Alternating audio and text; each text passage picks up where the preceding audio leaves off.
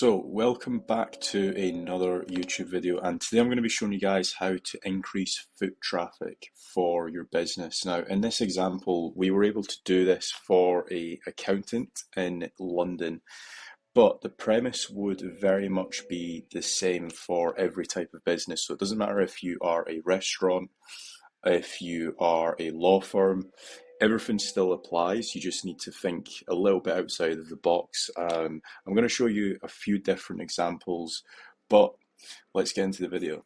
So the first section I want to speak about is the reviews section, and this is probably the most important thing, and I've put it at the very top, and that is do not buy reviews. And the reason for that is a lot of business owners typically see their competitors having 500 reviews or 200 reviews, and they think that a quick hack to bypass that and to rank higher and to get quicker results is to go and buy 300 reviews. Now, a lot of the time, these reviews, they aren't actually verified. First of all, Google doesn't pay, or Google doesn't give the same amount of weight to a paid review. So you're only just paying for a actual figure next to your Google business profile. Whereas if it is a legit review, what you'll typically find is that it holds a lot more weight, and you will be able to rank a lot higher and a lot quicker with actual legit reviews. So just bear that in mind. There are a lot of services online that offer fake reviews, and they just don't work. The second thing that we are going to be talking about is an email or SMS list. So let's say you are already an established business. What you can typically do is go and send out an email blast to people that you have already worked with previously, and you can incentivize them to leave you a review, or you can do the exact same thing with your SMS list as well. I know that not everybody has an email or SMS list, but if you are an established business, definitely go down that route, and you will be surprised as how many people will actually leave your business a review, especially if you've done or offered them a great service in the past before. The next thing, and this is a little bit different, and this is incentives. Now, I've seen this more so in restaurants. They will have an offer where it might be leave us a review and you might get a dessert for free. You can definitely do that, especially if there are people physically coming to your store. For example, in the UK, there's a few stores that actually give away like free ice cream scoops. So if you're already in the store, you might be buying two scoops of ice cream, and they might give you a third one for free if you leave the business in a review. So you can go down that route. And another strategy that you can also do is use review cards. So this is just review-cards.co.uk, and these guys basically program your Google Business review URL into a review card, and it is just a actual card that people will just tap on their phone, and as soon as they tap it on their phone, it sends them straight to the leave a review URL, and I believe it's called like an NFC card down here.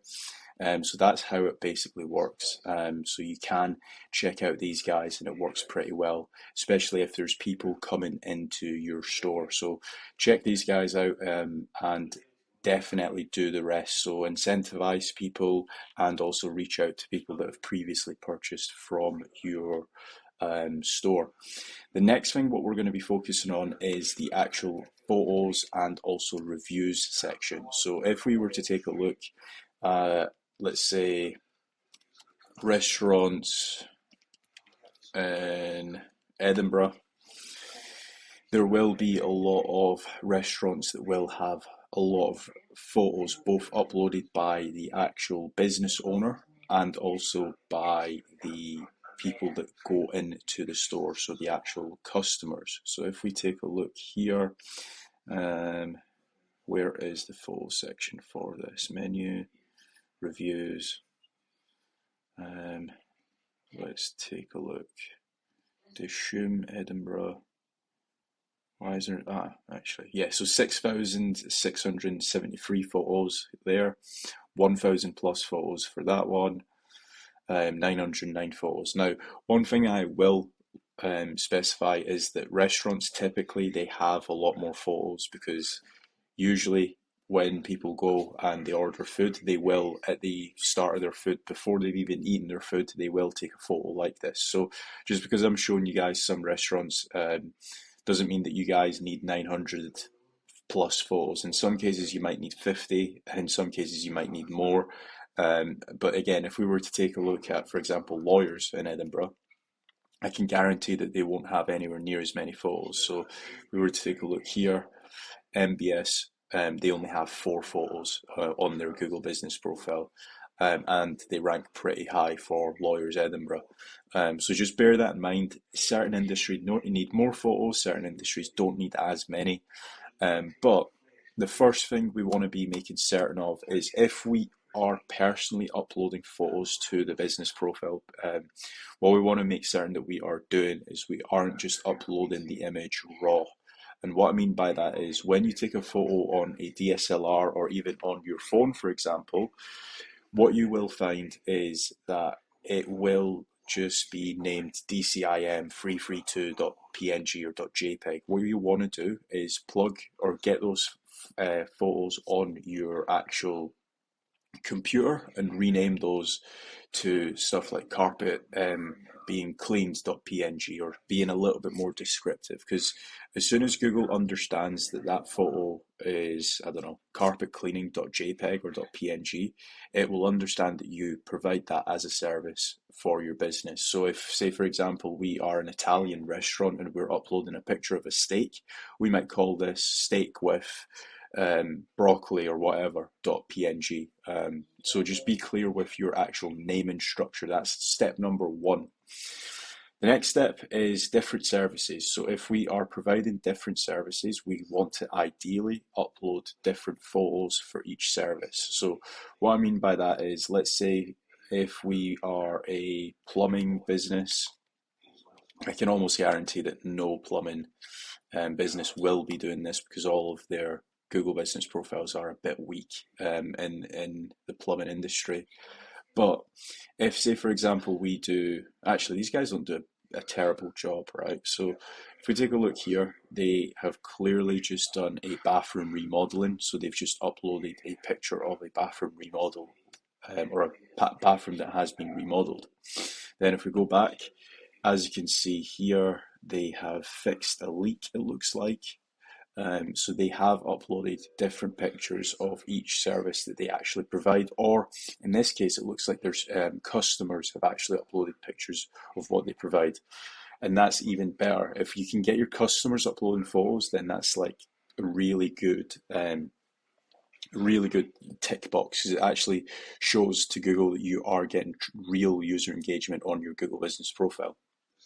So the next thing, and this is more so for restaurants, if you can upload different pictures of different dishes. So going back to the restaurant example, if you can upload pictures of steaks, if you can upload pictures of different pastas that you're doing or different burgers, etc., that can definitely help as well. So this is kind of like the previous one where for service-based companies, you would be uploading different photos of each service that you provide as a business. In this case, if you're a restaurant, you can do different dishes.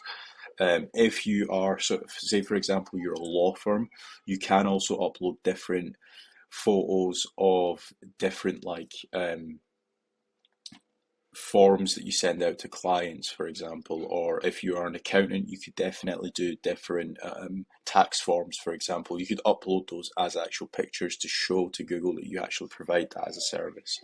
Another thing that you can do is photos of staff, and photos of staff help when it comes to building trust. So a lot of law firms in like the US and stuff like to upload different photos of each of their staff, because in some cases, if you are picking out a lawyer, you don't want to be picking a one-man band. You'd want to pick an entire team, because again, a team that's working for a law firm, you just have a little bit more trust.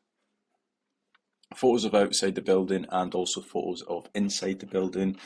Again, If you are looking to pick out a really nice restaurant, for example, if you've got photos of inside the building, it can help with attracting people, getting more foot traffic to your restaurant. Case studies, so if, say, for example, you are a kitchen remodeling specialist, you might have before and after photos. You can also double this up as posts as well, which we will go into further in the video. Videos, so every single step that I've just spoke about, you can also upload as a video.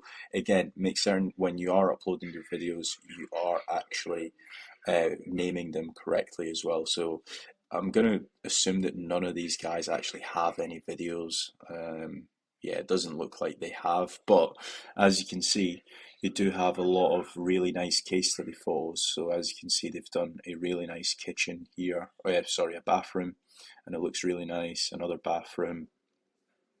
So this is what I mean when I say case study photos. These guys actually do pretty well with their actual photos and stuff. As you can see, there's certain photos of just them doing the actual job, so it just looks very legit. You would actually trust these guys, and they also have branded vans as well, or trucks if you guys are watching in America. So you can definitely upload some photos and also some videos like this as well. Let's see if they have any videos. I don't think they do. No, they don't. But just the photos like this, like the guys actually wearing the branding of the company, just makes you trust them a little bit more. You're probably going to reach out to these guys as opposed to another company that only has one or two photos. So just bear that in mind. It doesn't always necessarily need to be photos of just before and afters or your team. It can just be general branding as well, because stuff like this definitely does help as well. So then let's take a look at the posts. So not many people do posts. I'm actually going to see, these guys don't have any. These guys do. So 22nd of March 2023, new boiler we fitted today. So it's kind of like a case study photo. Now, if you want a little bit of structure, what I like to do is this. So updates about the business, staff, any holidays, general news. So if you are a restaurant and you've just won some magical award, definitely do a post on your business profile. It literally takes 2 minutes to do it. If you aren't open on a certain bank holiday, post about it. Say that we're not open on that certain day. Posting about your services. So let's take a look at Accountants London, right? So these guys do a very good job of their actual updates. They talk about certain actual services that they provide. So crypto investors at tax risk. They're talking about child benefits, tax filing deadlines, etc., etc. So if you are serious about your Google business profile and you want to get more foot traffic to your business, definitely be keeping up to date with the actual posts. It doesn't need to necessarily take you hours. These guys, obviously, as you can see, they've literally only done a couple sentences here and there. They've not done much. They've done one. They've done like 2 paragraphs and then a link back to their actual website. This is a really good structure to follow. So you've got the title of the actual post. You then have a little brief description. And then if they want to read more, they can obviously click through to your actual business or your business website, and they can obviously read the entire article. So highly recommend following this structure because it is actually a really good structure. They've done well with that. Posting about your service, so exactly what these guys have done, they've mixed it, so they've got some general news.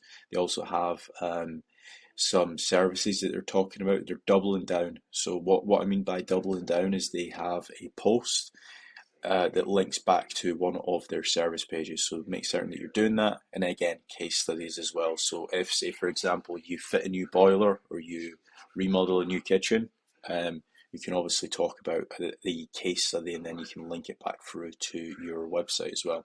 Service section filled out.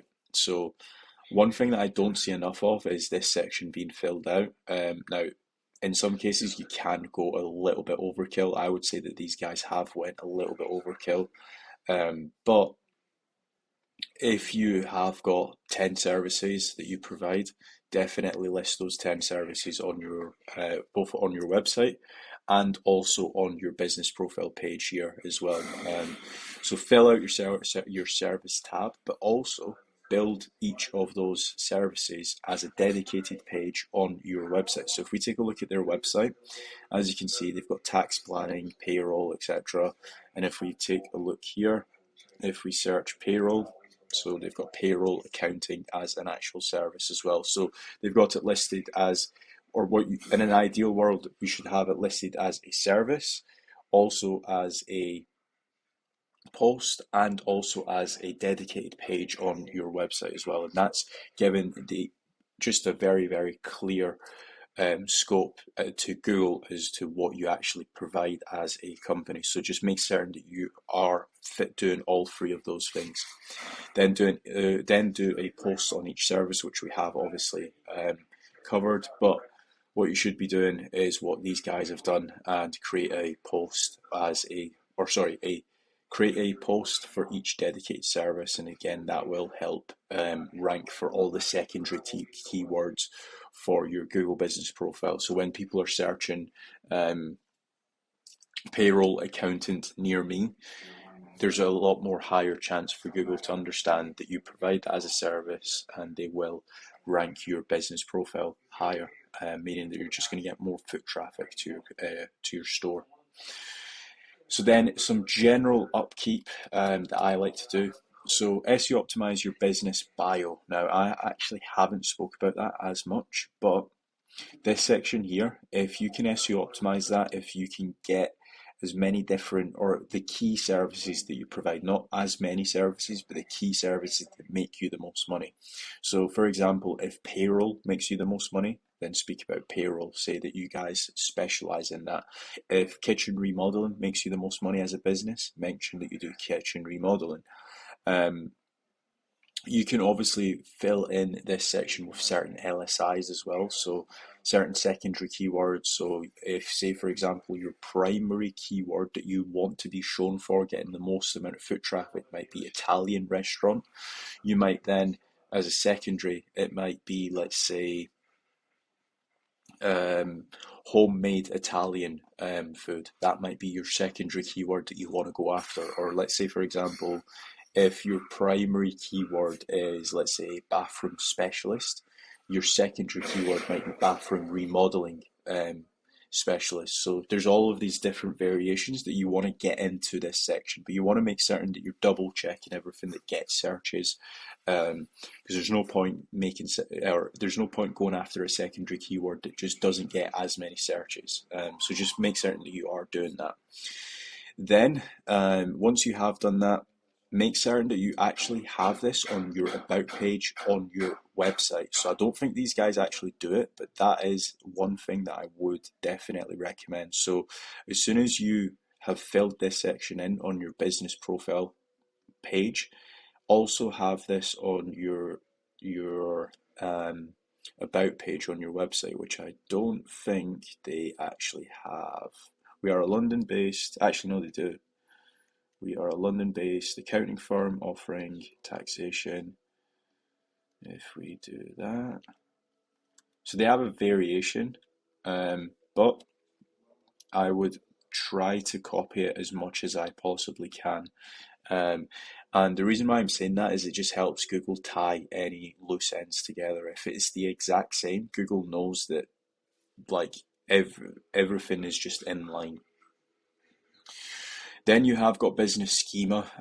Now, I have been told there are better ways of doing this, but again, I don't like to. This has worked for me. I don't like to change something that is working unless I get shown an actual case study and I'm like, huh, actually that does make sense. But you can do local business schema, and if we do generator as well, you can pick out any one of these. I like to use the one on technicalseo.com. and if we search local business, you can fill out this entire section. You can add in your opening hours, etc. And then what you want to do is just copy this onto the home page of your website. Make certain that everything is in line with your business profile. So, for example, if your business is located on 12 Casra Road, make certain that you actually fill this out correctly, because your NAP needs to be in line. And then all you do is you just copy that code onto your website and you save it.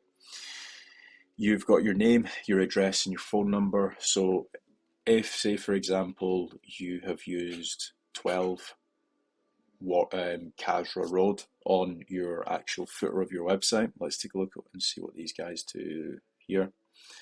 So as we can see here, they've got 69 to 71 Lambeth Walk, London. What you don't want to do is, if you have mentioned this on your Google Business profile, you want to mention it the exact same way on your website as well. If you change it, if you only say 69 Lambeth Walk, Google will end up getting confused. Then you have got citations. As a rule of thumb, again, with a pinch of salt, take this advice, but we like to go for around 300 citations. There should no, unless you are in like a foreign industry, like for example, if you are in, let's say, Malaysia or Thailand, for example, you might not be able to do 300. But if you are in, let's say, English speaking countries, so UK, Canada, Australia, New Zealand, and also America, you should no doubt be able to get in or around 300 citations for probably any industry. It doesn't matter if you are in restaurants or if you are a plumber or if you are a law firm, you can definitely get 300 citations very, very easily. The last one is replying to reviews. Now, I don't see this actually being done so much. If we actually do view more reviews, actually these guys do it, but there's another opportunity to add in your secondary keywords into the reply. So if, say, for example, we wanted to rank higher for Accountants London, what we could reply back to certain reviews is, thank you, Sophie, because the person that's left the review is called Sophie. Thank you, Sophie, for the positive feedback. We are glad that you enjoyed our chartered accountancy service. So with just doing that, it's clear as day to Google that you offer chartered accountancy. In America, it's called CPA accountants. In the UK, it's called chartered accountants. So if this was a review in America, it might be, thank you so much, Sophie. We are so thrilled that you enjoyed our CPA accountancy service. Hope you come back next year. And again, it's just another way of getting in your keywords involved into your review section as well. So that has been my 25-point Google Business Profile checklist. Now, we actually implemented this for an accountancy firm in London, and as you can see, these are some of the results that we were able to achieve in 45 days. 62 phone calls were made, 33 appointments booked, and 45 directions to the actual location. So as you can see, this checklist definitely does work, but you just need to implement all of it from start to finish. And that has been my video on how to increase foot traffic. If you guys have enjoyed the video, please remember to leave a like. And if you want a free 50-minute growth strategy call to increase your foot traffic for your website, or generally to increase your website's organic SEO traffic, make sure to check the link down below in the description or go to cadra-.com. Thanks.